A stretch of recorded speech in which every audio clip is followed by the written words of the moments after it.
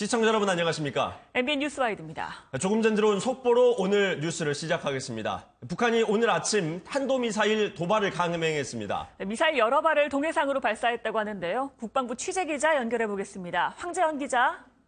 네, 국방부입니다. 네, 정확히 언제 발사한 겁니까? 네, 오늘 아침 6시 49분입니다. 합동참모본부는 북한이 강원도 기대령 일대에서 동해상으로 미사일을 발사했다고 밝혔습니다. 합참은 미사일 수가 여러 발이라고 말했습니다. 비행거리는 약 250km로 현재까지는 스커드 같은 단거리 미사일을 쏜 것으로 추정됩니다. 강원도 기대령은 다른 미사일 발사 지역에 비해 비교적 군사 분계선에서 가까운 곳으로 북한은 이곳에서 김책시 앞바다, 그러니까 동북쪽으로 미사일을 쐈습니다. 북한 미사일 도발은 지난달 28일 대륙간 탄도미사일 ICBM 화성 14형을 시험 발사한 지 한 달 만입니다. 황재영 기자, 북한의 이번 의도가 우리의 을지 연습에 대한 반발이라고 해석할 수 있을까요? 그렇습니다. 한미군이 합동으로 펼치는 을지 프리덤 가디언 연습은 오는 31일까지 펼쳐집니다. 때문에 오늘 발사는 이 연습에 대한 반발이라고 볼 수 있습니다. 지난해를 포함해 북한은 을지 연습 기간에 SLBM 도발 등을 감행해 왔습니다. 또 지난 3월 평안북도 동상리에서 이번과 비슷하게 스커드 ER 미사일 4발을 동시 발사했는데 그때도 한미 훈련에 대한 반발 차원이었습니다. 단거리 미사일을 쏜 것으로 볼 때 북한이 괌 포위 타격까지 언급했던 미국을 향한 도발은 아닌 것으로 분석됩니다. 청와대는 조금 전인 8시 30분 정의용 국가안보실장 주재로 국가안전보장회의 NSC 상임위원회를 개최했습니다. 합동참모본부는 한미 간 파악된 정보를 바탕으로 정확한 미사일의 종류에 대해 집중 분석하고 있습니다. 지금까지 국방부에서 MBN 뉴스 황재현입니다. 이와 관련한 소식은 잠시 후에 추가로 들어오는 대로 또 전해드리도록 하겠습니다. 다음 소식입니다. 다음 달 초 한러 정상회담을 앞두고 강경화 외교부 장관이 어제 세르게이 라브로프 외무장관과 회담을 가졌습니다. 양국 장관은 모든 수단을 활용해서 북한이 비핵화의 길로 나오도록 협력을 강화하기로 했습니다. 원중희 기자입니다. 취임 후 처음으로 러시아를 찾은 강경화 외교부 장관이 모스크바에서 라브로프 외무장관과 만났습니다. 두 장관은 2시간가량 이어진 회담에서 다음 달 초 열리는 한러 정상회담과 양국 협력 증진 방안, 북핵 문제 등에 대해 논의했습니다. Углубленно обменяться мнениями по международным, региональным проблемам, обсудить ключевые темы повестки дня Организации Объединенных Наций. 국제관계, 한반도 문제, 또 유엔 등에서의 문제 등에서 폭넓은 협의를 오늘 준비해 나가는데 많은 대화를 나누기를 바랍니다. 특히 두 장관은 북한의 추가 도발을 억제하고 제재와 대화 등 가능한 모든 수단을 활용해 북한이 비핵화의 길로 나오도록 협력을 강화하기로 했습니다. 강 장관은 러시아가 대북 영향력을 최대한 활용해 북한이 비핵화 의무를 준수하도록 해달라고 당부했고, 라브로프 장관은 러시아 역시 북한의 핵 개발에 전적으로 반대한다며 한반도 비핵화를 위해 유엔 안보리 결의를 충실히 이행할 것을 재확인했습니다. 다만 강 장관은 북한의 핵실험 미사일 발사와 한미 연합훈련을 동시에 중단하자는 중국과 러시아의 쌍중단 구상에 대해서는 수용할 수 없다는 입장을 분명히 밝혔습니다. MBN 뉴스 원중입니다. 다음 소식은 이재용 삼성전자 부회장에 대한 선고 소식입니다. 법원이 이재용 삼성전자 부회장에게 1심에서 징역 5년의 실형을 선고했습니다. 재판부 결정에 따라서 이 부회장은 지난 2월부터 진행된 구치소 생활을 앞으로도 계속해서 이어가야 합니다. 이혁근 기자입니다. 검은 정장에 흰색 셔츠, 이재용 부회장은 평소와 같은 옷차림으로 법정에 들어섭니다. 노란 서류 봉투를 든 이 부회장이 굳은 표정으로 피고인석에 앉자 재판부는 판결문을 읽기 시작했습니다. 핵심 혐의인 정유라 씨에 대한 승마 지원과 한국 동계스포츠 영재센터 지원을 뇌물로 판단하자 이 부회장은 초조한 기색을 감추지 못했습니다. 양형 이유를 설명하며 앉아있던 피고인들을 일어나게 하자 긴장은 최고조에 달했습니다. 법원은 정치 권력과 자본 권력의 부도덕한 밀착이 사건의 본질이라고 밝혔습니다. 이어 정경유착이 현재 진행형이라는 사실로 국민의 신뢰가 무너졌다고 지적했습니다. 이 부회장은 천장을 보며 깊은 한숨을 내쉬었습니다. 법원은 청탁 대상인 승계 작업 성공으로 가장 많은 이익을 누릴 사람은 이 부회장이라고 말했습니다. 법원은 또 이 부회장이 사실상 총수로서 범행에 가담한 정도나 미친 영향이 크다고 언급했습니다. 어제 선고 공판에는 홍라희 전 삼성미술관 리움 관장과 이부진 호텔신라 사장, 이서연 삼성물산 패션 부문장 등 가족은 모습을 드러내지 않았습니다. 결국 법원이 1심에서 이재용 부회장의 유죄를 인정하고 징역 5년을 선고하면서 이 부회장은 다시 구치소로 무거운 발걸음을 옮겼습니다. MBN 뉴스 이혁근입니다. 삼성그룹의 다른 수뇌부도 이재용 부회장과 함께 법의 심판대에 올랐습니다. 최지성 전 부회장 그리고 장충기 전 사장은 유죄를 받고 법정 구속되게 됐습니다. 김순철 기자입니다. 재판 시작 10분 전쯤 이재용 삼성전자 부회장과 함께 기소된 그룹 수뇌부가 차례로 법원의 모습을 드러냈습니다. 최지성 전 삼성그룹 미래전략실장과 장충기 전 차장, 박상진 전 삼성전자 사장, 그리고 황성수 전 전무입니다.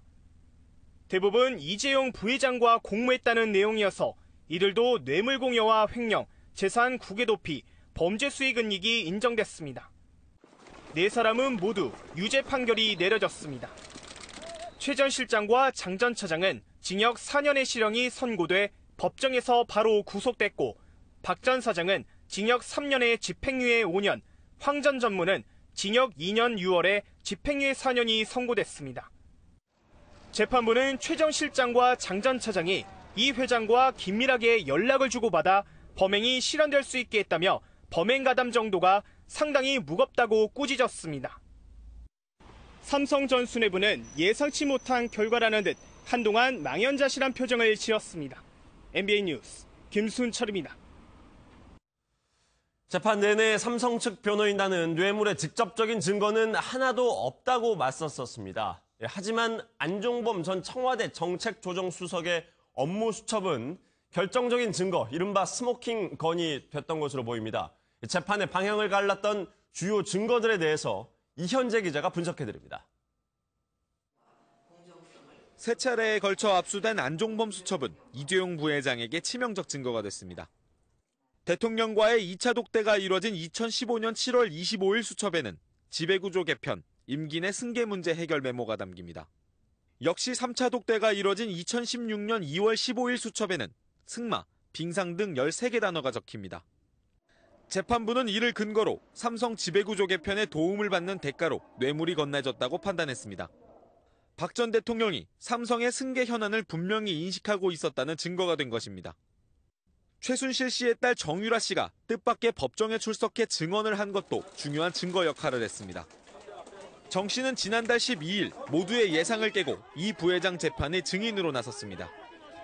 이 자리에서 삼성에서 말 교체를 어떻게 모를 수 있는지 더 의문이라며 삼성 측 방어 논리를 무너뜨렸습니다. 결정적 스모킹 건이 없다는 삼성 측 주장은 안종범 수첩과 정유라 증언 앞에 속수무책으로 무너졌습니다. MBN 뉴스 이현재입니다. 재판부는 또 박근혜 전 대통령이 삼성에서 이재용 부회장의 승계 작업을 한다는 걸 미리 알고 있었다고 봤습니다. 결국 뇌물을 준 쪽이 유죄가 인정된 이상 박근혜 전 대통령 역시 중형을 피하기는 어렵게 됐다는 분석이 나오고 있습니다. 이 내용은 김도영 기자입니다. 재판부는 이재용 부회장의 경영권 승계 작업을 박근혜 전 대통령도 충분히 알고 있었다고 판단했습니다. 이를 위한 삼성의 암묵적인 청탁이 있었고 박 전 대통령은 적극적으로 삼성의 지원을 요구했다고도 밝혔습니다. 다만 대통령의 요구를 거부하기 어려워 마지못해 건넨 수동적인 뇌물로 봤습니다. 이 말을 바꿔보면 적극적으로 뇌물을 요구한 박 전 대통령에게 극도로 불리할 수밖에 없습니다.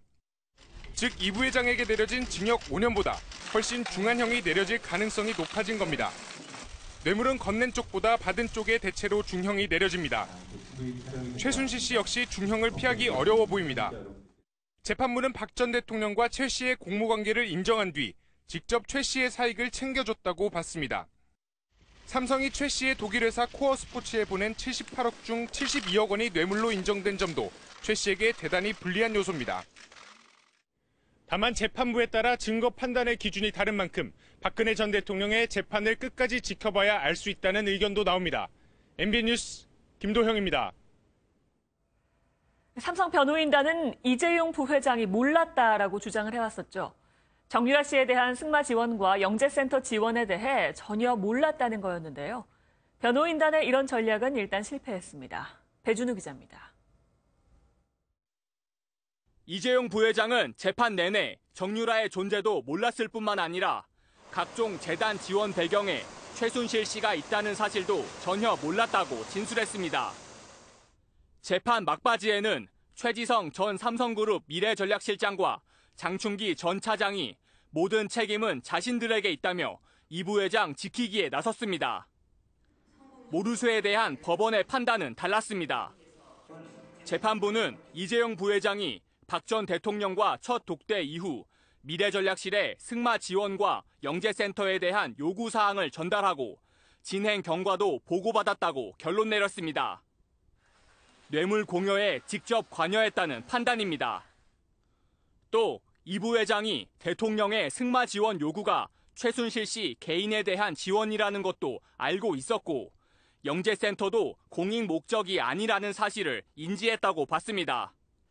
이렇듯 변호인단의 전략이 대부분 실패로 돌아가면서 항소심에서는 변호인단이 교체될 가능성도 점쳐지고 있습니다. MBN 뉴스 배준우입니다. 삼성그룹은 충격에 빠졌습니다. 항소를 하겠다고도 밝혔습니다. 서남빛 기자입니다. 선장을 잃게 된 삼성전자는 충격에 빠졌습니다. 총수가 실형을 살게 된 건 79년 삼성 역사상 초유의 일입니다.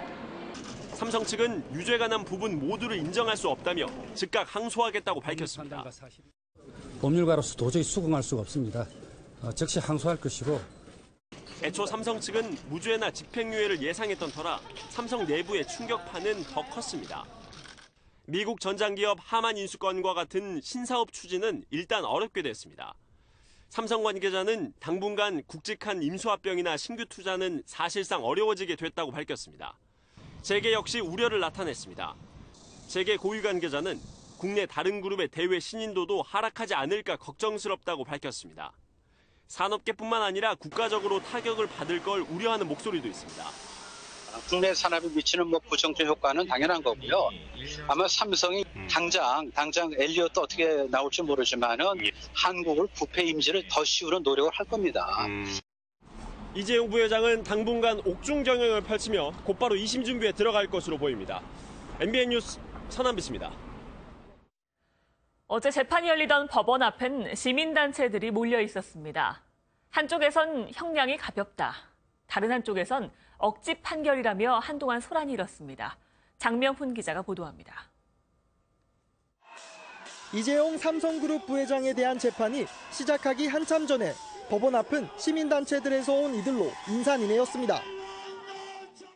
법원 앞에서는 태극기를 든 시민들이 이재용 부회장의 무죄 석방을 요구하는 집회를 벌였습니다. 같은 시각 진보단체는 이 부회장이 사법부의 엄중한 처벌을 받아야 한다며 죄수복 퍼포먼스를 벌이기도 했습니다. 오후 3시 반쯤 이 부회장의 징역 5년이 선고되자 무죄 석방을 요구하던 집회 참가자들은 억지 판결이라며 격앙했습니다. 이재용 삼성 부회장의 뇌물죄를 인정한 사법부를 규탄한다. 다른 한쪽에서는 형량이 가볍다는 목소리가 나왔습니다. 사법부가 이재용 부회장을 삼성그룹의 총수로 바라보지 않고 범죄자 이재용으로 바라봤다면 지금보다 더 큰 실형이 나왔을 것이라. 집행유예를 선고받은 박상진 전 삼성전자 사장이 모습을 드러내자 취재진과 경찰, 시민들이 뒤엉켜 아수라장이 됐습니다. 어제 재판정에는 박관천 전 청와대 행정관이 방청객 신분으로 참석해 눈길을 끌었습니다. MBN 뉴스 장명훈입니다. 이재용 삼성전자 부회장의 선고가 이뤄지던 시각 바로 아래층에서는 박근혜 전 대통령이 재판을 받고 있었습니다. 이 부회장의 선고 소식을 변호인의 휴대전화를 통해 확인한 듯한 박 전 대통령은 가슴을 두드리기도 했다고 합니다. 전민석 기자입니다. 이재용 부회장의 선고가 이뤄진 곳은 서울중앙지방법원 417호 대법정. 같은 시각 바로 아래층 311호 법정에서는 박근혜 전 대통령이 재판을 받고 있었습니다. 점심 식사 후 재개된 재판에서 박 전 대통령은 졸음을 참지 못하고 몇 차례 고개를 끄덕이는 모습도 보였습니다. 하지만 이재용 부회장 선고 재판이 시작되면서부터 박 전 대통령의 모습은 완전히 달라졌습니다. 변호인과 긴밀히 귓속말을 주고받는가 하면 메모지에 뭔가를 적어 변호인에 건네기도 합니다. 급기야 이 부회장의 선고가 이뤄질 무렵 변호인의 휴대전화를 뚫어지게 응시했습니다. 실시간으로 전해지는 이 부회장의 선고 소식을 확인한 것으로 보입니다. 잠시 후 박 전 대통령의 표정은 급격히 어두워졌고 억울하다는 듯 본인의 가슴을 툭툭 두드리기도 했습니다. 재판이 끝난 뒤 취재진은 박 전 대통령 측 변호인단에게 선고 소식을 들었냐고 질문했지만 끝내 침묵을 지켰습니다. MBN 뉴스 전민석입니다. 이번 선고에 외신 기자들의 취재 경쟁도 뜨거웠습니다. 주요 외신들은 시시각각 쏟아지는 현장 소식과 함께 선고 결과를 급히 전하는 모습을 보였습니다. 민지숙 기자입니다. 법원 청사 앞이 취재진들로 가득합니다. 이재용 부회장이 처음 특검에 소환된 날부터 소식을 전해온 주요 외신들은 어제도 운집했습니다.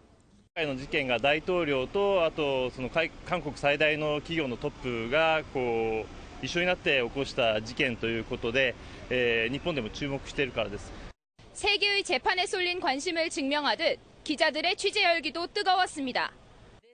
선고가 끝나자 CNN, 월스트리트 저널 등 주요 외신은 이재용 부회장의 재판 결과를 속보로 타전했습니다. 이들 언론들은 억만장자의 삼성 후계자가 뇌물 등 범죄에 대해 유죄 선고를 받았다며 이번 재판이 한국의 정경유착을 보여주는 예라고 평가했습니다.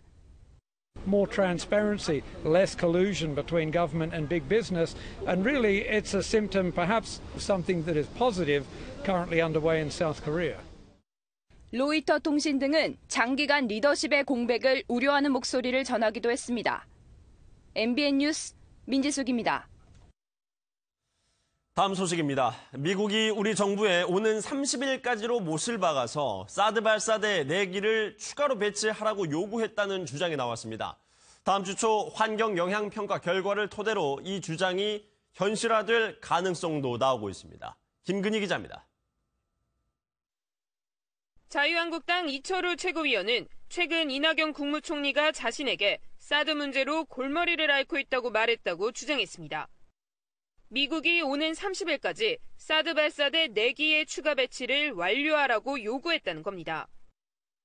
사드 관련 지역이니까 배치되면은 지원 요구 사업에 대해서 적극적으로 검토해가 좀 해달라 말씀을 드리니까 8월 말까지는 해달라고 요청을 해서 하고 있다. 이에 이낙연 총리 측은 그런 발언을 한 적 없다며 전면 부인했습니다.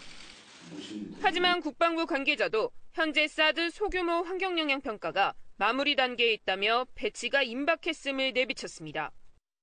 이르면 오는 28일 결과가 나올 것으로 예상되는 가운데 이후 한미가 관련 자재와 장비가 들어가는 시점 등을 논의하게 됩니다. 이미 해당 발사대가 경북 외관의 미군 기지에 들어와 있기 때문에 이철우 의원 주장대로 다음 주 초 배치도 가능하다는 분석이 나옵니다. 앞서 배치된 2기도 지난 4월 새벽 기습 배치한 지 하루 만에 실전 운용에 들어갔습니다. 하지만 사드 배치에 반대하는 주민들과 시민단체들의 반발이 거세 실제 강행이 쉽지 않을 것이란 전망도 나옵니다. MBN 뉴스 김근희입니다. 러시아가 북한 전문 여행사를 처음으로 승인해 줬습니다. 이 대북 제재로 가뜩이나 돈줄이 마른 북한의 숨통을 터주는 게 아닌지 벌써부터 걱정하는 우려의 목소리가 나오고 있습니다. 오지혜 기자입니다. 러시아 모스크바에서 열린 북한 전문 여행사의 기자회견장입니다. 여행사 직원은 물론 러시아 관광협회 인사부터 북한 외교관까지 참석해 눈길을 끕니다. 여행사 측은 짧게는 닷새, 길게는 보름 일정의 다양한 북한 여행 프로그램이 준비됐다고 소개합니다. 또 비자 발급이 간소화돼 북한 여행이 한층 편리해졌다는 점도 빼놓지 않습니다. Продолжительности от 5 до 15 дней, но по индивидуальному запросу мы можем организовать и маршруты до 20. 러시아가 북한 당국의 지원을 받는 여행사를 처음으로 승인한 겁니다. 미국인 대학생 원비어 사망 사건으로 외국인 관광이 위축돼 전전긍긍하던 북한의 손을 사실상 러시아가 잡아준 셈입니다. 미국의 어떤 압력에 상당히 좀 호응을 하면서 대북 제재를 강하게 밀어붙이고 있기 때문에 그렇게 중국이 해주지 못하는 역할을 이제 러시아가 해주는. 우려되는 건 이 같은 조치가 대북 제재로 자금난을 겪고 있는 북한의 숨통을 열어줄 수 있다는 점입니다. 그래서인지 북한도 다음 달 23일부터 이틀 동안 강원도 원산에서 에어쇼를 연다며 관광객을 모집하는 등 위축됐던 외화벌이를 시작하는 모습입니다. MBN 뉴스 오지혜입니다. 이런 가운데 북한의 핵 문제를 두고 정작 당사자인 우리나라를 배제하는 이른바 코리아 패싱 우려는 끊임없이 제기가 되고 있는데요. 실제로 국제 외교 무대에서 이러한 움직임이 사실인 것으로 드러나고 있습니다. 최영규 기자가 보도합니다. 지난 22일 스위스 제네바에서 열린 유엔 군축회의에 우리나라와 북한, 미국, 중국 외교관이 모였습니다. 북핵 문제가 거론되자 미국이 북한을 압박했습니다. We remain prepared to use the full range of capabilities at our disposal against the growing threat from North Korea. 미국의 의지만으로 한반도에서 군사행동을 할 가능성을 시사한 겁니다. 우리가 핵을 포기하면 대화할 수 있다고 대화에 끼어들었지만 북한은 우리에게 대화 자격이 없다며 선을 그었습니다. South Korea has no qualification to talk about nuclear issue because it should be resolved between the DPRK and the US. 단독으로 북핵 해결에 나설 수 있다는 미국과 핵 문제는 북미 간 문제라는 북한 사이에서 코리아 패싱이 현실화될 수 있다는 우려가 나오는 대목입니다. 북한의 핵은 거의 고도화가 되었고 미사일도 완성 단계에 와 있습니다. 대통령의 판단 잘못이 얼마나 많은 남북한의 어려움을 초래하는지. 정부는 북한이 핵무기 개발을 완성할 경우 코리아 패싱이 발생할 수 있다는 일각의 우려에 대해 가능한 평화적 수단을 동원해 이를 막겠다고 강조했습니다. MBN 뉴스 최영규입니다. 최근 북한의 탄도미사일 ICBM 개발에 우크라이나 로켓 엔진 기술이 사용됐다는 분석과 관련해서 우크라이나와 러시아 간의 공방이 있었는데요. 우크라이나 정부가 자신들은 결백하다는 점을 보여주기 위해서 미사일 기밀을 훔치려고 한 북한 공작원의 검거 영상까지 공개했습니다. 고정수 기자입니다. 우크라이나의 한 건물 주변을 북한 남성 2명이 서성입니다. 주변을 살피고 건물 안으로 들어가더니 설계도를 펼쳐 급하게 사진을 찍습니다. 잠시 후 미리 잠복해 있던 우크라이나 정보기관 요원들이 이들을 붙잡습니다. 우크라이나 정보기관이 2011년 미사일 기술을 훔치려던 북한 공작원들을 체포하기 위해 함정 작전을 펼친 겁니다. Никакое интервью не будут давать с целью соображения безопасности моей. 영상을 공개한 우크라이나 정부는 수년간 미사일 군수품과 자동 추적 미사일 장치 등을 몰래 입수하려던 북한 공작원을 여러 차례 검거해 왔다고 강조했습니다. Знаєте, що я вважаю, що це є неможливим. Принаймні, глибоко переконаний у тому, що це абсолютна провокація по відношенню до України. 최근 우크라이나는 ICBM급인 북한 화성 14형 엔진의 터보 펌프가 외형이나 날아가는 힘을 고려할 때 우크라이나산 RD-250이란 전문가들의 분석이 나오면서 북한을 지원했다는 의혹을 받아왔습니다. 동영상까지 공개하면서 자국 기술이 직접 북한의 ICBM 개발에 이용되지 않았다는 점을 강조한 우크라이나. 자국 생산 엔진은 러시아 우주 로켓용으로 만들어졌다며 기술 유출 의혹은 러시아가 책임져야 한다는 공세를 더 강화할 것으로 예상됩니다. MBN 뉴스 고정수입니다. 문재인 대통령은 어제 아베 신조 일본 총리와 30여 분간 전화 통화를 했습니다. 문 대통령 취임 이후 벌써 4번째 통화인데요. 양국 정상은 어떤 대화를 주고받았을까요? 송주영 기자입니다. 한일 양국 정상의 전화 통화는 아베 총리의 제안으로 성사됐습니다. 북한의 미사일 도발에 긴밀하게 공조하자는 대화가 대부분이었습니다. 국제사회와 함께 강력한 제재와 압박을 지속해 나가고 궁극적으로는 대화와 평화적 방법으로 해결해야 한다는 데 의견을 같이 하였습니다. 특히 북한과 대화할 여건인지 함께 논의하기로 했습니다. 대화를 위한 올바른 여건에 대해 한일 간, 한미일 간 긴밀한 공조와 협의를 해나가기로 하였습니다. 통화 마지막에 한일 과거사 얘기도 나왔습니다. 아베 총리가 문 대통령의 취임 100일 때 강제징용 관련 발언을 언급하며 일본 국민 사이에서 걱정이 좀 있다고 말한 겁니다.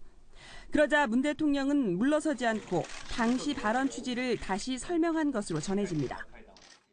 양국 간의 합의에도 불구하고 징용당한 강제징용자 개인이 미쓰비시 등을 비롯한 상대 회사를 상대로 가지는 민사적인 권리들은 그대로 남아있다. 문 대통령과 아베 총리는 다음 달 러시아 블라디보스토크에서 정상회담을 하고 두 나라 현안을 논의하기로 했습니다. MBN 뉴스 송주영입니다. 문재인 대통령이 어제 세종시에서 경제부처 업무 보고를 받기 전에 보건복지부를 깜짝 방문했습니다. 문 대통령은 휴일 근무를 없애고 연차 휴가도 모두 써야 한다면서 아빠들의 육아휴직도 등을 떠밀어서라도 쓰게 하라고 지시하기도 했습니다. 김경기 기자입니다. 문재인 대통령이 기획재정부와 공정거래위원회, 금융위원회 등 경제부처 업무보고를 받기 전에 보건복지부를 방문했습니다. 문 대통령이 찾은 부서는 기초의료보장과. 지난 1월 휴일 근무 도중에 과로사한 새아이 워킹맘 사무관이 근무했던 곳입니다. 공무원들과 일일이 악수를 나눈 문 대통령은 복지를 담당하는 공무원들의 복지도 중요하다며 휴일 근무를 없애고 연차 휴가도 모두 써야 한다고 강조했습니다. 복지부 장관님, 복지 공무원들 복지를 책임지지 못하면 국민들 복지를 어떻게 책임지겠습니까? 이제 앞으로 휴일 노동은 없다 이렇게 약속하십니까? 예.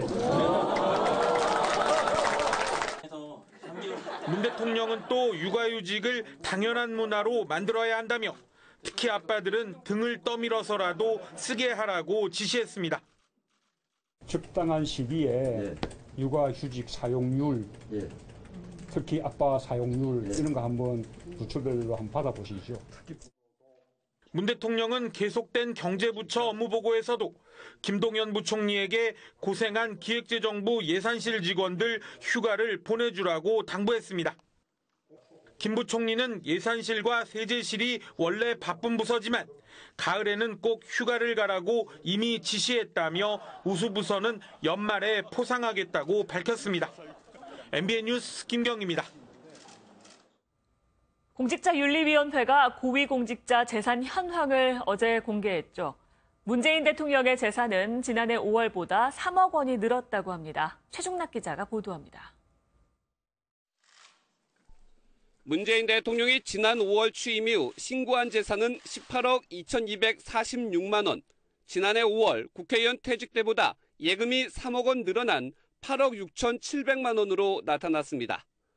법무법인 지분정리와 인세 등으로 증가 이유를 신고했습니다. 문 대통령은 저서 대한민국이 묻는다를 통해 7,600만 원의 수입을 얻은 것을 비롯해 운명 등 9건에 대한 지식재산권을 갖고 있습니다. 보유 건물은 본인 명의의 양산자택 3억 2,600여만 원을 포함해 총 7억 5,800만 원, 보유 토지로는 3억 3,700만 원 등으로 부동산 재산이 11억 원 가까이 됐습니다. 자녀인 문준용 씨는 1년 전 2억 300만 원을 신고했지만 이번에는 독립생계 유지를 이유로 거부했습니다. 청와대에서 가장 많은 재산을 신고한 인사는 장하성 정책실장으로 93억 원, 조국 민정수석이 49억 원, 정의용 안보실장 23억 원, 윤영찬 국민소통수석 19억 원 등의 순이었습니다. 임종석 비서실장은 4억여 원을 신고했고 가장 적은 재산을 공개한 사람은 하승창 사회혁신수석으로 3억여 원이었습니다. MBN 뉴스 최중락입니다. 짧게 전해드린 것처럼 장하성 정책실장과 조국 민정수석이 상당한 재산을 갖고 있어 관심을 모았습니다. 장 실장은 53억이 넘는 주식을, 또 조 수석은 20억 원의 예금을 신고했습니다. 김수영 기자입니다.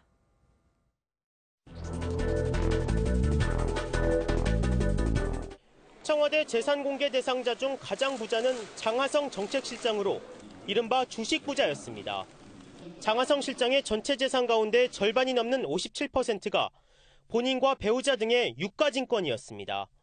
53억 7천만 원 상당입니다.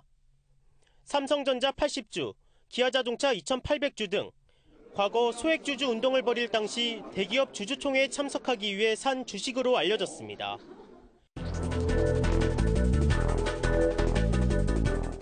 수석 비서관급 중에는 조국 민정수석이 가장 많은 재산을 신고했습니다.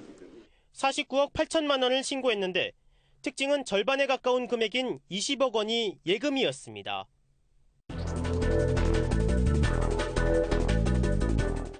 윤석열 서울중앙지검장이 신고한 재산은 64억 7천만 원입니다.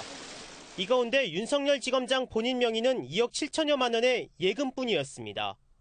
그 외에 토지와 건물 등 대부분은 배우자 명의로 2012년 결혼한 윤 지검장의 부인은 수십억 대의 자산가로 알려졌습니다. 인사청문회 당시 아내의 상가 임대업이 알려진 서훈 국정원장은 36억 5천만 원을 신고했는데 석 달 만에 1억 5천여만 원이 증가했고 장관급으로 격상된 보훈처장을 맡은 피우진 처장은 첫 재산 신고에 11억 9천만 원을 신고했습니다. MBN 뉴스 김수영입니다. 오늘 더불어민주당 의원 120명 모두가 청와대에서 문재인 대통령과 오찬을 합니다. 민주당은 어제부터 1박 2일로 세종시에서 워크숍을 진행하고 있기도 한데요. 취재기자 연결해서 자세히 알아보겠습니다. 서정표 기자. 네, 국회입니다. 네, 오늘 북한에서 지금 도발이 있어서 청와대에서 NSC 소집을 해서 회의 중일 텐데 이 오찬은 예정대로 진행이 되는 건가요? 네, 청와대는 더불어민주당 의원들과의 오찬을 예정대로 진행할 계획인 것으로 알려졌습니다. 오늘 오찬에는 당 보좌진 등을 제외하고 의원들만 참석하는데요. 복장은 정장의 노타이로 공지가 이미 됐고 세종시에서 워크숍을 마친 뒤 버스로 이동할 예정입니다.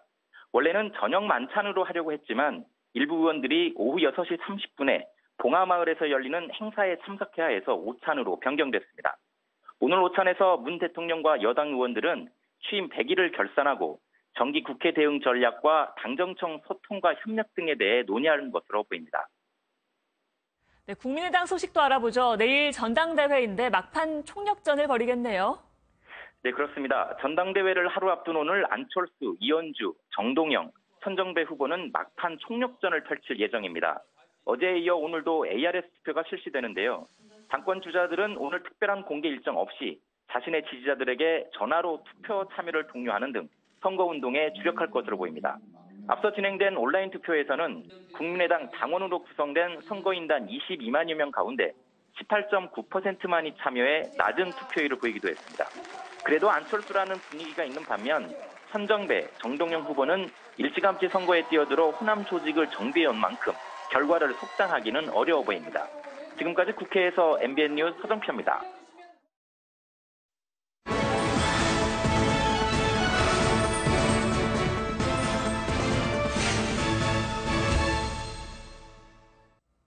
장학금은 보통 성적순이죠.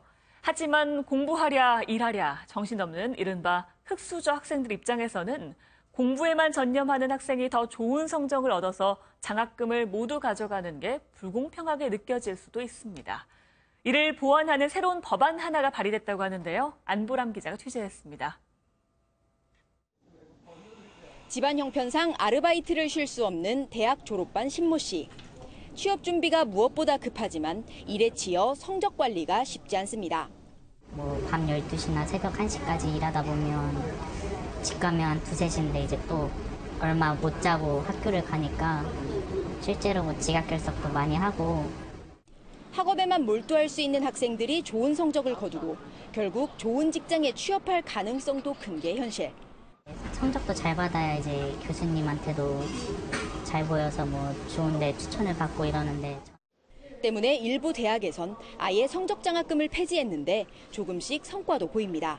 면학력이 훨씬 더 좋아지고 있는데 가정이 필요한 학생들은 교환학생을 꿈을 꾸지도 못했었는데 다양한 장학제도를 만들다 보니까 국회에선 성적 장학금을 전체의 30%로 제한하는 대신 다양한 특기가 있는 학생들에게 장학금 혜택이 돌아가도록 하는 법안이 발의됐습니다.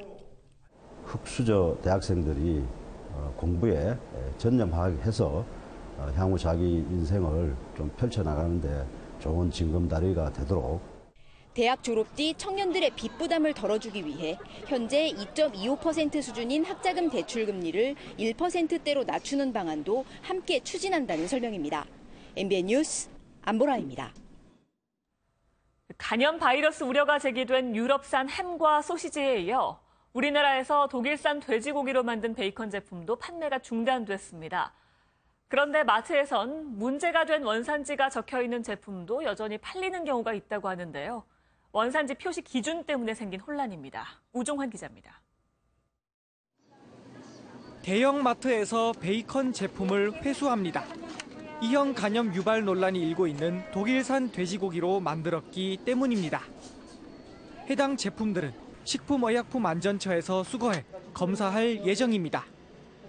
소비자들이 원산지를 꼼꼼히 살피다 보니 독일과 네덜란드가 원산지로 표시가 안 된 베이컨만 사갑니다. 그런데 이상하게도 마트에서는 여전히 문제가 된 나라가 원산지로 표기된 제품을 진열해 팔고 있습니다. 제품 원산지에 독일과 네덜란드가 있는데도 제품을 빼지 않는 데는 이유가 있었습니다. 식품법상 원산지 수입국을 표기할 때는 현재는 제품 원료로 쓰지 않더라도 1년 동안 가장 많이 사용한 세 곳을 적도록 규정하고 있기 때문입니다.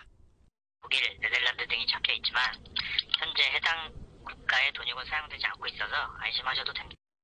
하지만 소비자들은 불안하기만 합니다. 예, 국내산 아니면은 많이 아예 손도 안 대시고 그냥 돌아가셨어요. 돼지고기도 수입육 판매되는 한산합니다. 요즘에는 뭐 믿고 마음 놓고 먹을 수 있다는 게 좀 많이 불안해요. 또 뭘 먹을까 고민해야 되고. 살충제 계란에 이어 독일과 네덜란드산 간염 돼지고기까지 먹을거리에 대한 불안감이 커지고 있습니다. MBN 뉴스 우종환입니다. 생리대 부작용 논란이 확산하면서 정부가 유통 중인 모든 생리대를 대상으로 휘발성 유기 화합물이 들어가 있는지 조사하기로 했는데요.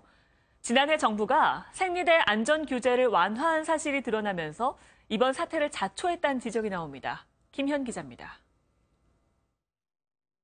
많이 믿고 확신하고 그러고 썼는데 솔직히 좀 배신감이 너무 커요. 저도 그렇지만 딸들이 앞으로 계속 써야 되는데. 생리대 안전에 대한 소비자들의 불안이 확산되자 식품의약안전처가 유통 중인 모든 생리대를 대상으로 사실상 전수조사에 나섭니다. 이번 조사의 대상은 최근 3년간 생산되거나 수입된 56개사 896개 품목입니다. 생리주기 변화 등 이상 증세의 주 원인으로 의심되는 휘발성 유기화합물을 우선 조사합니다. 실제로 시민단체와 전문가들은 이번에 문제가 된 릴리안 생리대 외 다른 생리대도 크게 다르지 않다며 전수조사를 요구해왔습니다. 3월달에 있었던 검출 실험에서나 다른 생리대에 대해서도 논란과 우려가 제기되고 있습니다. 일회용 생리대 전체에 대해서 전수조사가 필요하다고 생각합니다. 그런데 지난해 6월 식약처가 생리대 안전성 심사 규정을 완화한 사실이 드러나면서 식약처의 안일한 태도를 비난하는 목소리도 커지고 있습니다. 정부 측에서 너무 안일하게 그리고 빨리빨리 대처를 못하니까 불신의 감정이 좀 많이 생겼던 것 같아요. 식약처의 늑장 대응과 안일한 대처 방식에 건강을 염려하는 소비자들의 불안감만 커지고 있습니다. MBN 뉴스 김현입니다. 정부가 5.18 민주화 운동 당시 헬기 사격과 전투기 무장 출격 대기에 대한 의혹을 풀어주기 위해서 특별조사를 다음 달부터 시작합니다. 국방부는 비밀 자료를 모두 공개하겠다고 밝혔습니다. 이혁준 기자입니다.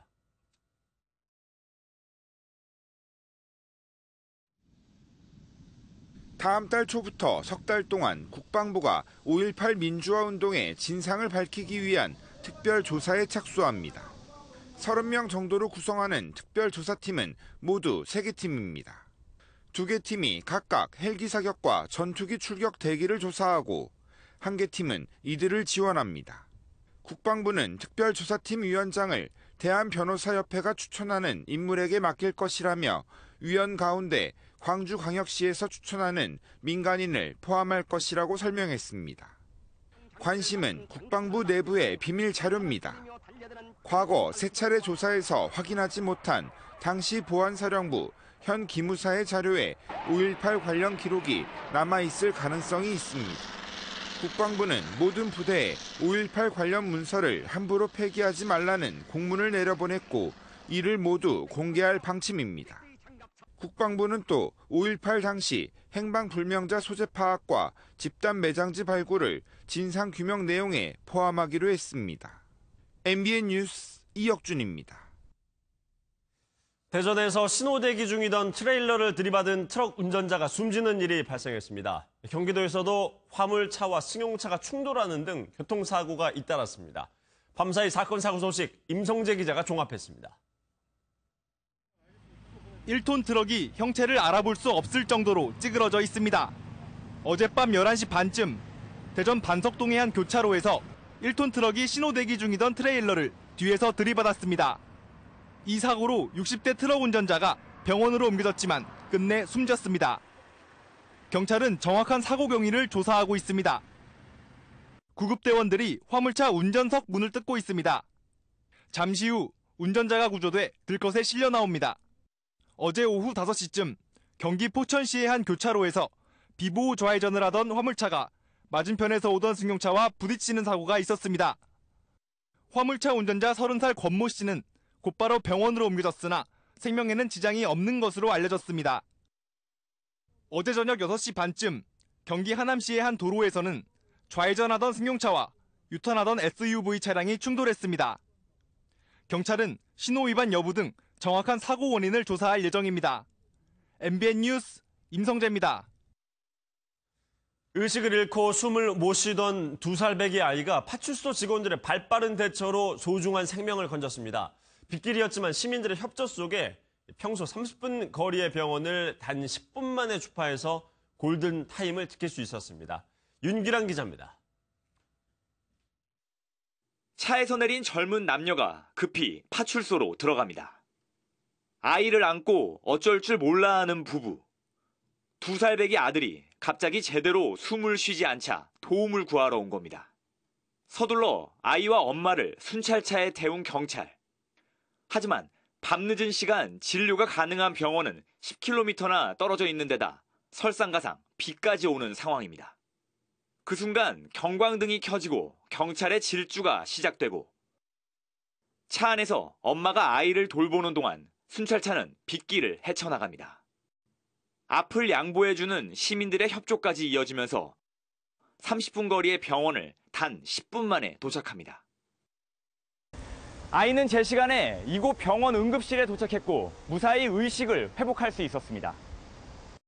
시민들의 양보와 협조가 있었기 때문에 일단 10분 안에 도착할 수 있었다고 생각이 들고요. 일단은 출동하면서 오로지 아이의 생명을 구하겠다는 일념으로. 절망 속 상황에 아이를 구한 부모는 그저 감사할 따름입니다. 아들 좀 골든타임에 맞춰서 이제 보낼 수 있는 거는 거기에 대해서 되게 고맙고 그게 아니어서 진짜 어떻게 될지 몰랐죠. 경찰의 발빠른 대처와 시민들의 협조 속에 아이의 가정은 다시 웃음을 찾게 됐습니다. MBN 뉴스 윤기란입니다.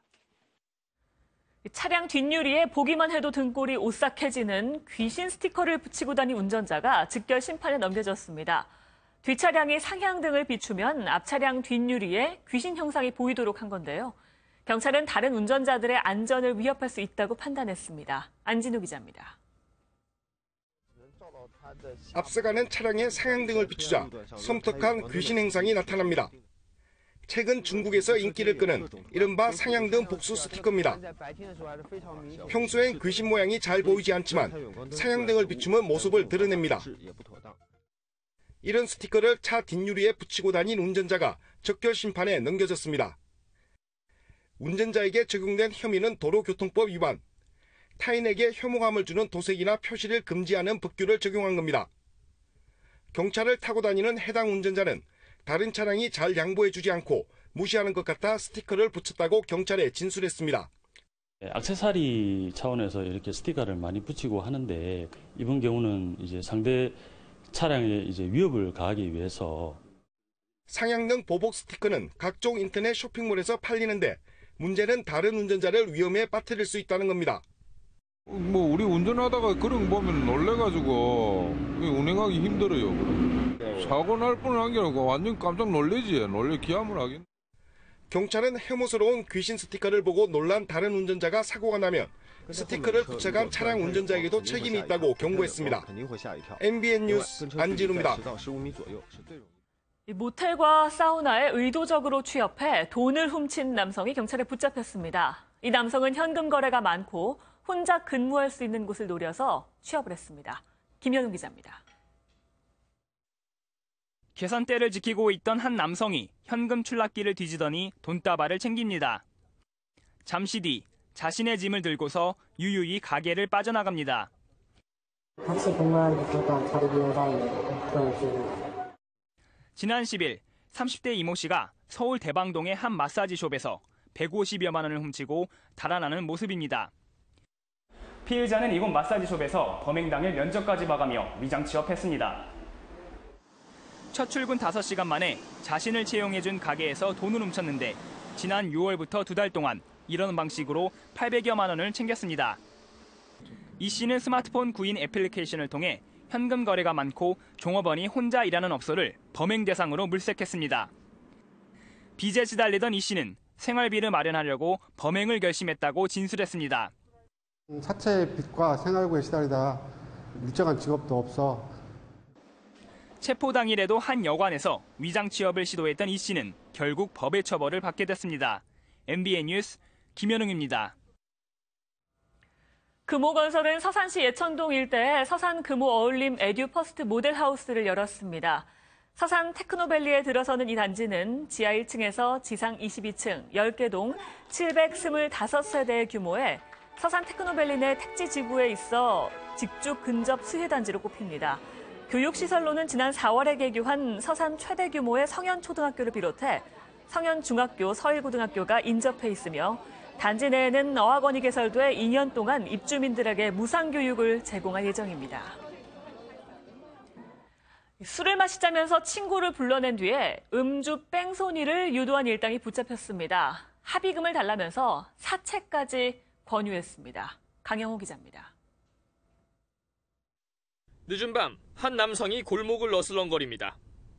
얼마 지나지 않아 무언가에 부딪힌 듯 길가에 주저앉습니다. 10대 남성 3명이 친구를 상대로 음주 뺑소니를 유도하는 모습입니다.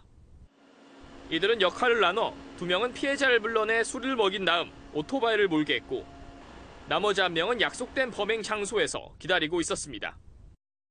차 뒤편에 숨어있던 남성은 오토바이가 나타나자 다급히 튀어나와 팔을 부딪혔습니다. 오토바이 뒷좌석에 타고 있던 친구는 술에 취했으니 그냥 가는 게 좋겠다며 뺑소니를 유도했습니다. 이후 일당은 합의를 해주겠다며 피해자와 부모를 독촉하기 시작했습니다. 빨리 달라고 그러면 뭐 안 주면 경찰에 신고하겠다. 일부분 100만 원을 일단 합의금으로 주고. 이 과정에서 피해자에게 사채까지 권유했습니다. 피해자에게 사채를 쓰는 방법 내지는 고의교통사고를 유발케 하여 보험사로부터 돈을 받는 방법 등을 알려주며 계속하여 돈을 독촉했습니다. 경찰은 이들을 사기 혐의로 불구속 입건했습니다. MBN 뉴스 강영호입니다. 한 주간 있었던 정치권 소식 자세히 짚어봅니다. 네, 두 분 모셨습니다. 이현종 문화일보 논설위원, 최규엽 신한대 초빙 교수 함께합니다. 안녕하세요. 네, 안녕하세요. 네. 오늘 오전에 갑자기 들어온 소식이죠. 북한이 단거리 탄도미사일을 발사했는데요. 네. 이 소식을 좀 자세히 짚어보도록 하겠습니다. 두 분 말씀을 듣기 전에 먼저 미사일, 이 북한 안보 전문가 한 분 연결해서 짧게 이야기 듣고 말씀을 이어가도록 하겠습니다. 양욱 국방안보포럼 연구위원 지금 연결됐나요? 양욱 위원님. 네, 안녕하십니까. 예, 안녕하십니까. 오늘 새벽 오전 6시 49분에 미사일을 발사했는데 일단 미사일 3발을 발사했다고 전해지고 있습니다. 어떤 미사일이었습니까? 글쎄요, 뭐 지금 정확히 어떤 미사일인지 지금 뭐 재원이 나오거나 한 것은 아닙니다만은 사거리 한 250km 정도, 그다음에 3발을 그 연속해서 발사했다라는 점을 봤을 때는 탄도 미사일로 보기는 어렵습니다. 여태까지 어떤 그 발사 특성이나 이런 것들을 봤을 때는 지난 6월 초에 발사했던 지대함 미사일, 그러니까 이 지상에서 이 해상의 함정을 공격하기 위해서 만든 북한의 신형 지대함 미사일일 가능성이 상대적으로 높습니다. 탄도미사일이 아니라 지대함 미사일이다. 지금 미국 태평양 사령부가 탄도미사일 3발을 발사했다 이렇게 밝혔는데 그 분석과는 좀 다른 분석이시네요. 예, 역시 좀 그 부분은 태평양 사령부 발표가 궁극적 발표는 아니고요. 그다음에 이 부분들은 역시 그 좀 더 자세한 데이터를 바탕으로 해서 분석을 하면 나올 부분이기 때문에 아직 탄도미사일이다 혹은 아니다 이렇게 단정 지을 시기는 아니라고 봅니다. 지금 이제 미사일 발사한 지 한 3-4시간 정도 됐는데 뭐 조금 더 정확한 정보가 나오려면은 앞으로 몇 시간 정도 더 있어야 될 겁니다. 네, 일단 미사일 3번을 발사했다고 했고 첫 번째랑 3번째는 비행 자체를 실패했고 2번째는 즉시 폭발을 했다고 하는데요. 일단 그러면 보시기론 탄도는 아니다라고 보시는 건데. 예, 뭐 일단 거리상은 탄도의 가능성이 상대적으로 낮습니다. 제가 뭐 아니라고 단정적으로 말씀드린 것은 아닙니다만 상대적으로 거리를 봤을 때 북한이 보통 탄도미사일 발사를 하면 아무리 짧은 걸 쏴도 보통 한 500km 정도권까지는 타격을 합니다. 물론 지금 이제 이런 이 한미 연합훈련의 상황들 이런 부분에서 북한이 지금 주의하느라고 사거리를 좀 좁게 쏠 수도 있다 이렇게 볼 수도 있지만은 상대적으로 탄도 미사일 사거리라고 보기에는 아직은 조금 좀 사거리가 좀 부족한 게 아닐까. 예, 알겠습니다. 미사일의 성격, 종류 이거는 시간이 좀 더 흘러봐야지 알 것 같고요. 가장 중요한 건 북한이 왜 이 미사일 도발을 또 감행했는지 그 의도 아니겠습니까? 어떻게 보십니까? 뭐 일단은 2가지 정도로 볼 수 있는데요. 만약에 뭐 탄도 미사일, 그다음에 그것도 굉장히 위협도가 높은 미사일이다. 이런 것들은 이제 예를 들어서 UN 그 대북 제재를 또 다시 불러일으킬 만한 엄중한 도발이 될 것이고요. 그 경우에는 이제 이 한미 연합 훈련에 대해서 굉장히 강하게 이제 북한 나름 압박을 시작을 하는 모습이라고 볼 여지도 있겠습니다.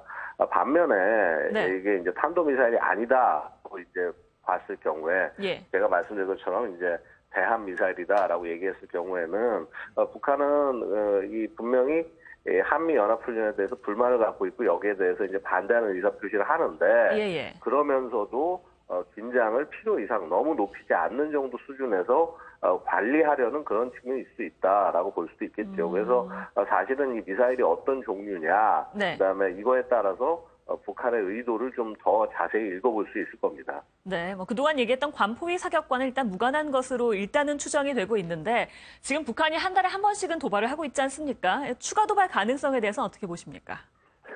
이제 북한이 지금 우리가 도발이라고 얘기하는 것들이 대부분 미사일 시험 발사인데요. 그렇죠. 이 북한 미사일 시험 발사가 무조건 어떤 정치적 의무만을 갖고 수행된다라고 보기는 어렵습니다. 시험 발사는 시험 발사고 그만큼 군사적으로 기술적으로 능력을 높이기 위한 노력이라고 볼 수 있고요. 다만 이 발사 시기 자체를 어떤 북한 국내 정치적 이벤트 아니면 뭐 대한민국의 뭐 이런 훈련이라든가 혹은 뭐 이런 주요 사안들 이런 것에 맞춰서 가끔 쏘는 경우가 있기 때문에 이제 이게 정치적으로 해석이 되는 겁니다. 어쨌거나 북한은 지금 뭐 우리가 많이 추정하기를 북극석 3형이라고 그래서 이제 신형 SLBM을 개발을 이미 완료해 놓은 걸로 보이고요. 그것을 이번에 그 한미 연합훈련 기간 동안에 쏘지 않겠느냐라는 관측이 있었습니다만은 이거는 이제 북한이 이 기간 동안의 위기를 어떻게 끌고 갈 건지, 위기를 고조시키는 게 자기한테 유리할 건지, 아니면은 그냥 이렇게 잔잔하게 가는 게 유리할 건지에 따라서, 뭐 도발을 안 하고 지나갈 가능성도 있긴 있습니다만은, 말씀드렸다시피 시험 발사는 시험 발사입니다. 그래서 결국은 뭐냐 하면은 언젠간 이 미사일 반드시 쏠 수밖에 없다. 그렇다면은 뭐 만약에 이 연합훈련, 한미 연합훈련 기간 동안 안 쏜다고 하면은 끝나고 난 다음에 쏠 가능성은 계속 열려 있다는 거죠. 어쨌거나 북한의 미사일 시험 발사가 작년보다 올해 훨씬 더 많죠. 이렇게 집중이 돼 있다라고 하는 거는 이 애들의 그 능력 자체가 이미 예. 이제 어느 정도 수준으로 올라가고 그다음에 네네. 그거를 국제적으로 과시하기 위함이다 보시면 되겠습니다. 네, 알겠습니다. 오늘 말씀 고맙습니다. 네, 감사합니다. 네, 양욱 연구위원과 함께 이야기 나눠봤습니다. 네, 두 분과 함께 계속해서 이어서 좀 얘기를 네. 나눠보겠습니다.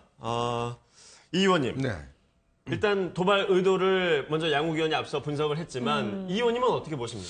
일단 지금 뭐 을지 가디언 포커스 훈련이 이제 진행 중이지 않습니까? 이제 그 상황에 맞춰서 이제 북한이 이제 연달아 도발한 것인데 일단은 이제 예전 같은 경우 보면 UFG 훈련이 있고 난 다음에 뭐 한 4일이라든지 뭐 이 정도 뒤에 이제 도발한 그렇죠. 적이 예. 있는데 사실 이번 같은 경우는 이제 훈련 중에 이제 사실 도발했단 예. 말이죠.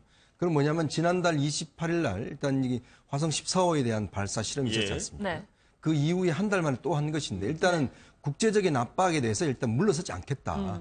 일단 뭐 지금 현재 미국의 고위층들이 다 지금 어떤 군사 그 고위층들이 와 있지 않습니까? 이런 예. 상황에서 더 이상 우리가 어떤 압박에 물러서지 않겠다는 점들은 다시 한 강조한 것 같고. 사실 아주 최근에는 미국과 북한이 조금 유화적인 제스처가 그렇죠. 좀 오고 갔었잖아요. 네, 그런데도 불구하고 또 한편에서는 이제 여러 가지 또 국제적인 압박들이 지금 진행이 되고 있거든요. 예. 지금 특히 이제 중국과 이제 북한 관련된 거래 기업들에 대한 제재가 지금 진행 중에 있지 않습니까? 예. 이런 부분들에 대해서 일단 북한이 물러서지 않겠다. 이런 부분을 좀 겉으로 과시하는 그런 어떤 행동들이 아닌가 저는 분석을 해봅니다. 네, 최 교수님 어떻게 보셨습니까? 지난 8월 15일부터 안보리에서 그 제재 결정이 내린 게 집행이 됐죠. 예. 지금까지 북한에 대한 제재 중에서 제일 강한 이 제재거든요.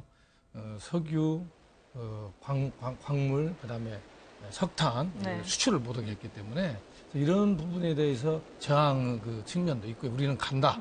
당신들이 이렇게 우리를 제재해도 우리는 끝없이 간다. 이런 뭐 과시라는 대내 대유용 이런 게 있는 것 같고 두 번째는 아무래도 지금 을지 프리덤 가디언 훈련을 하고 있기 때문에 여기에 대해서 또 대응하는 두 가지 측면이 있을 것 같은데 다만 정말 안타까운 것은 지금 우리 지금 남북관계 전문가들이 이구동성으로 요 근래 하고 있는 얘기가 미국 대통령 그 트럼프 대통령이 자기들 지지자들 모인 자리 연설에서 김정일이라는 사람이 우리 미국을 존중해주고 절제력을 발휘한 것에 대해서도 존중한다 이런 말을 했잖아요. 정말 좋은 기회가 올 수도 있을 것이다. 뭐 이런 얘기까지 이런 상황에서 우리 한반도 전문가들이 정말 지금 북한이 정말 절제하고 대화를 받아들이면 참 북한에도 좋은 일이 있을 텐데 이런 얘기로 있는 상황에서 또 뭐 미군의 전략사령부 뭐 태평양 사령관들 와가지고 외교가 중요하지 군사는 외교를 뒷받침을 이런 얘기까지 했는데도 불구하고 이 단거리 미사일일지 모르겠지만 미사일을 추정되는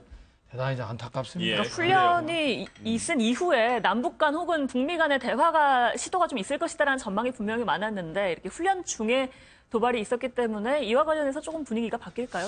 그렇죠. 지금 이제 보면 그 일단 어느 정도 자신들의 능력 자체를 최고조로 끌어올리겠다. 즉 협상 국면으로 아마 이제 들어간 것으로 이제 북한들은 보고 있을 겁니다. 이제 트럼프 대통령의 언급 등등을 통해서 그렇지만 이 상황에서 협상의 어떤 지렛대를 좀 더 확보하기 위한 뭐 그러한 어떤 전술적 노력들이 이제 하지 않나 싶습니다. 왜냐하면 어차피 협상들이 진행된다고 한다면 협상에서 우위에 어떤 있어야 되거든요. 그런 측면에서 본다면 이런 도발을 통해서 어떤 협상의 카드를 더 확보하겠다. 아마 그런 의도가 있을 겁니다. 그래요. 지금 저희가 앞서 리포트에서도 전해드렸다시피 미사일 도발 감행 이후에 바로 청와대는 이제 NSC 회의를 소집을 했습니다. 아마 여기서 어떤 대응을 지금 고민하고 있을까요? 우리 문재인 대통령 참 아까보고 답답할 것 같습니다. 실제로 미국과 우리 정부가 대화 손짓을 했을 때 최근까지 북한은 대응을 안 했습니다. 실제 대응을 안 했고 계속 그 강경한 자세를 했었는데 이런 미사일을 쏜 어떤 징후가 있었던 것 같아요. 내가 볼 때는 이런 상황에서 안보리 제재에 더 강화해 나가고 우리 지난번에 아베하고 전화를 통해 가지고 공동으로 제재 협의를 했지 않습니까? 강력하게 이런 분들을 강화해 나가는 수밖에 없을 것 같고 다만 북한의 이번 행위가 대화와 타협을 하기 위한 막바지 벼랑 끝 전술인지 아닌지 이건 좀 지켜볼 필요가 있을 것 같습니다. 벼랑 끝 전술 잘 쓰거든요. 대화하기 직전에. 그렇죠.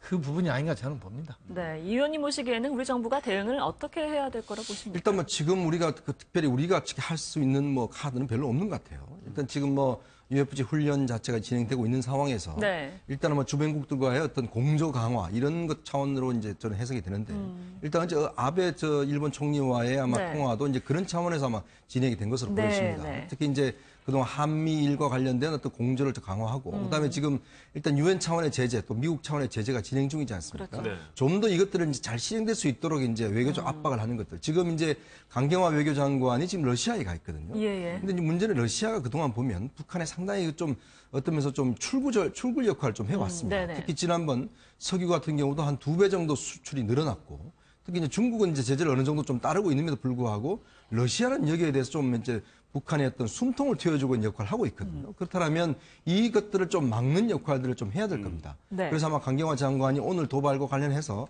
NSC 상임위에서도 좀 러시아에 좀 더 우리 뜻을 좀 더 강하게 어떤 뜻을 좀 전달하는 그런 액션들이 있지 않는가 싶습니다. 일단 현재 분위기는 국제사회가 다 같이 북한을 제재하는 방향으로 가고 있으니까요. 북한의 도발은 특별히 뭐 우리가 어떤 훈련 기간이다 뭐 이런 거 상관없이 계속해서 아마 주기적으로 일어날 가능성이 높다고 볼 수 있을까요? 일단 패턴을 보면요. 올해 들어서 한 10차례 정도 미사일 지금 발사 실험을 했거든요. 근데 계속적으로 이제 발사 실험을 정기적 비슷하게 하고 있습니다. 거의 한 달에 한 번 정도씩 하고 있거든요.